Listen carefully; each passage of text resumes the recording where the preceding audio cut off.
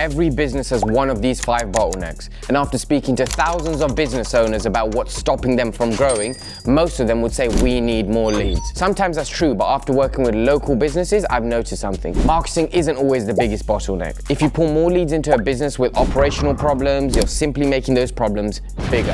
Think of it like a bucket with a hole at the bottom. Adding more water doesn't fix the leak. So today I want to walk you through the 5 biggest bottlenecks I repeatedly see inside of local businesses. Number 1, the receptionist. The receptionist is one of the most underestimated people in the entire business.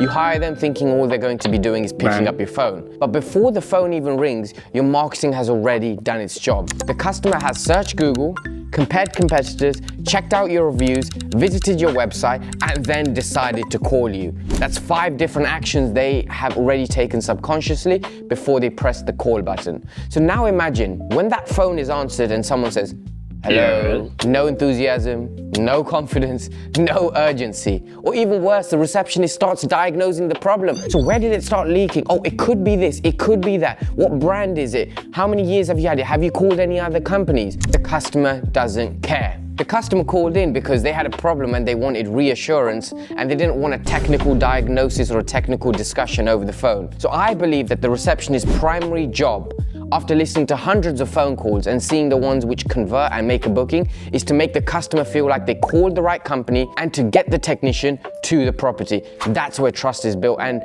most problems arise when people think that a receptionist's job is to diagnose and build trust. Here's an honest test that you can do right now. Go and listen to 10 of your own calls this week with your clients. Ask yourself, if I was a customer, would I book with this company? Did they reassure me? Did they give me the comfort? Was I sure that they would fix my problem? If the answer is no, you need to change something. Number 2, your business doesn't have a lead problem, it has a speed problem. It's very easy to notice this trend. Speed always wins. One thing I've noticed from our clients and clients that come to us for a strategy call, I find leads that are waiting inside of their CRM who have not had that first point of interaction. Calls that were never answered, quotes that were never sent, emails that sat in the inbox waiting for something else to complete before they click the send button. And customers who were told, we'll get back to you tomorrow, we'll get back to you with a price, we'll get back to you when the technician gives me further information. Think about your own behavior. If your hot water system breaks at 7 p.m. tonight, are you going to wait until tomorrow afternoon for a company to call you back?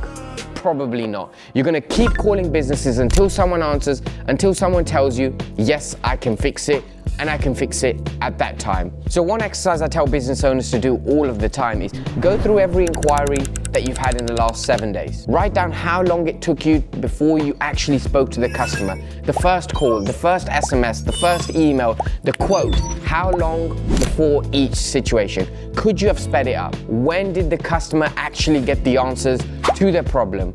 After you visited them on site, how long until they received a quote in their email? Those are the important things, because conversations actually close the job. Number 3, customers don't compare quotes. They compare the confidence in your company. So a very big misconception I hear all of the time is we keep losing because we price ourselves at the top of the market, or we keep losing because customers went with another company. Yeah, maybe, but honestly, I don't think that's the main reason why most businesses lose work. Before working with you, customers don't actually know who the best plumber or the best electrician or the best builder or the best lawn mowing company is. They make a decision based on quite limited information. They've checked out your website, they've filled in a form, or they've given you a call. And they've asked themselves a few very simple questions. Did they answer the phone professionally? Did they arrive on time? Did they explain the issue in very simple English rather than jargon? And which of the companies actually made me feel confident that they would fix it the first time? Confidence is what people buy, not always the solution or the price. So to make this simpler,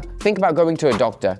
You don't know who's technically the most advanced doctor. They judge you based on how you communicate with them, how organized you are, the questions you ask them, and whether you seem certain with the solution that you are providing to them. And trade businesses, local businesses are all the exact same. Number 4, extra steps lose customers. Most business owners are spending months trying to improve conversion rates inside of Google Ads, hiring agencies like ours. But sometimes removing one unnecessary step creates the biggest improvement rather than changing the ads itself. Every button, every form, every delay, every "I will get back to you" is causing friction and motivating the customer to go and contact someone else for another opinion. So ask yourself this question. Every time you're speaking to a customer, does this actually help the customer, or is it something that we have always done?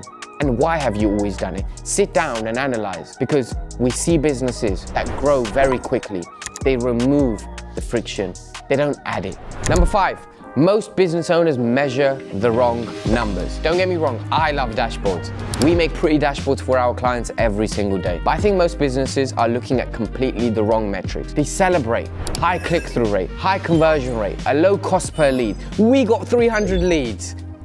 Great. How many of those 300 leads actually became customers? How many of those 300 leads actually answered the phones, or you were able to have a conversation longer than 2 or 3 minutes with them? I'd rather have 50 inquiries that generate $50 million than have 300 inquiries that wasted everyone's time, from the receptionist, from the technician. So one number you have to track is return on ad spend. How much did you spend on your ads? How much revenue were you able to generate at the end? Second thing you can track is revenue per conversation. Out of those 300 leads, you had 200 conversations. How many of those converted into actually paying customers? Track those numbers. If your team has 100 conversations this month and generates $200,000, your average conversation is worth $2,000. Now, every missed phone call suddenly has a value. Every delayed callback has a value now. So now you know that every single phone call could be worth $2,000 to you. You understand the true value of every single conversation, and you stop treating inquiries like a number. 300 leads, 1,000 leads, 5,000 leads. You start treating them like opportunities. And that's how you change how your whole business operates,